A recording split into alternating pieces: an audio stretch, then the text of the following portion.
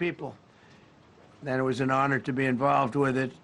It's very historic.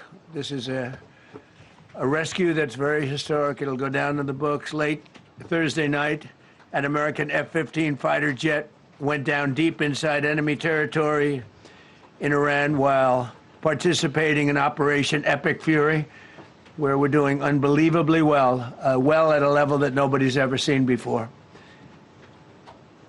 The entire country can be taken out in one night, and that night might be tomorrow night. Both members of the crew ejected from the aircraft and landed alive on Iranian soil. I immediately was asked to make a decision. I ordered the U.S. Armed Forces to do whatever was necessary to bring our brave warriors back home. A risky decision, because we could have ended up with 100 dead as opposed to 1 or 2. It's a hard decision to make. But in the United States military, we leave no American behind. We don't do it. Within hours, our armed forces deployed 21 military aircraft into hostile airspace, many flying at very low altitude, being shot by bullets. You bring rifles into play when you're going that low, but there are also certain advantages.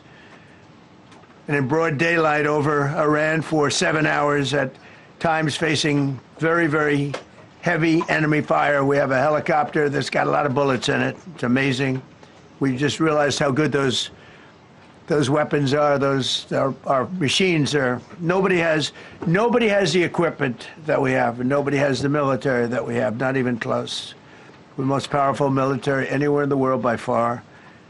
The flight crews and warfighters aboard those aircraft took extraordinary risks to rescue their fellow service members.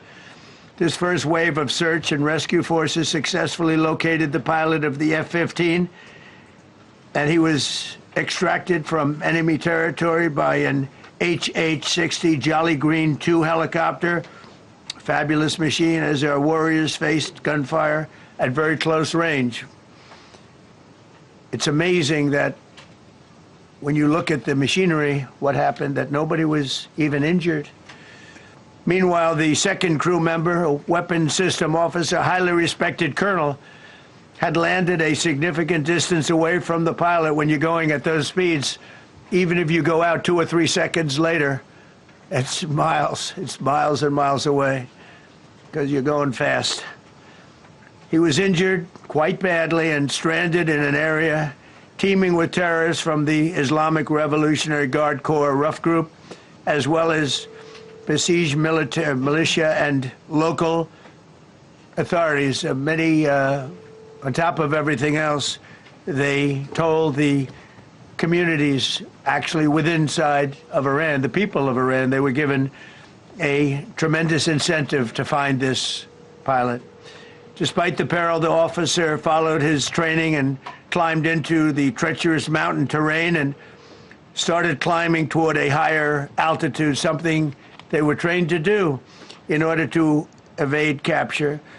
They want to always go as far away from the site of the shoot-down. You want to go as far away because they all head right to that site. You want to be as far away as you can. And he was injured, and he was an amazing, amazing thing. He scaled cliff faces, bleeding rather profusely, treated his own wounds, and contacted American forces to transmit his location. They have a very sophisticated beeper-type apparatus that is on them at all times. And when they go out on these missions, they make sure they have lots of battery space, and they're in good shape. And this one worked really well, amazingly, saved his life. We immediately mobilized a massive operation to retrieve him from the mountain holdout, and he kept going higher and higher. The mountain kept getting rougher and rougher, and really very, very hard to find. The second rescue mission involved 155 aircraft, including 4 bombers, 64 fighters, 48 refueling tankers, 13 rescue aircraft, and more. We were bringing them all over, and a lot of it was subterfuge. We wanted to have them think he was in a different location, because they had a vast military force out there. Thousands of people were looking. So we wanted them to look in different areas, so we were scattered all over like we were right on top of them. We had 7 different locations where they thought, and they were very confused. They said, well, wait a minute, they've got groups here, they've got groups there. It's an amazing thing. I was listening to these great people, these great generals. General Raisin Kane was amazing, and Pete Hegseth was amazing. But I listened to the whole thing. It was pretty amazing. So they had all these different sites where everybody thought he was located. We think we have him over there because they have 9 planes circling a little area that's 25 miles down the coast. So in a breathtaking show of skill and precision, lethality and force, America's military descended on the area, the real area, engaged the enemy, rescued the stranded officer, destroyed all threats, and exited Iranian territory while taking no casualties of any kind. The heroic F-15 weapons system officer had evaded capture on the ground in Iran for almost 48 hours. That's a long time when you're in tough shape and when you're bleeding. It's a long time. When we left, as you probably know, we had 2 large planes, pretty old planes that carried a lot. We needed a lot more equipment going in than coming out, obviously, because going in, we needed to be able to scale mountains. And we had a lot of equipment. But the sand it was sandy, wet sand.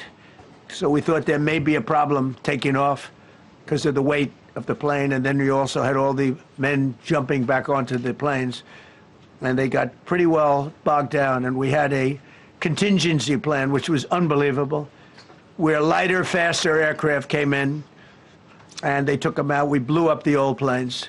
We blew them up to smithereens because we had equipment on the planes that, frankly, we'd like to take, but I don't think it was worthwhile spending another 4 hours there taking it off. So we didn't want anybody to have, we have the best equipment anywhere in the world. We didn't want anybody examining our anti-aircraft and other equipment.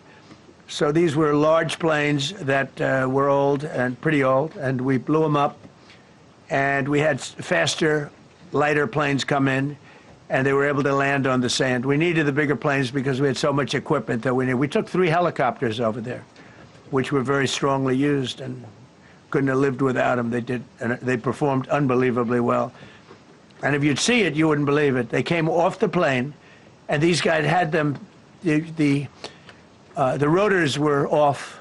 They rebuilt these helicopters in less than 10 minutes. And that was one of the more amazing things.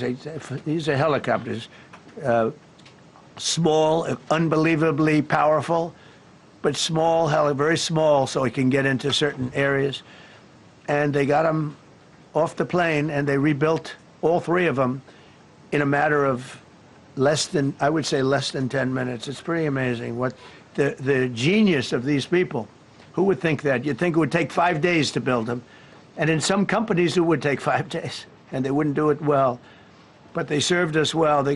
As Commander-in-Chief, I never forget the extraordinary risk taken by the warriors that we send into battle. And the genius, I mean, think of it, having a contingency of 3 planes waiting because we think the sand is so bad.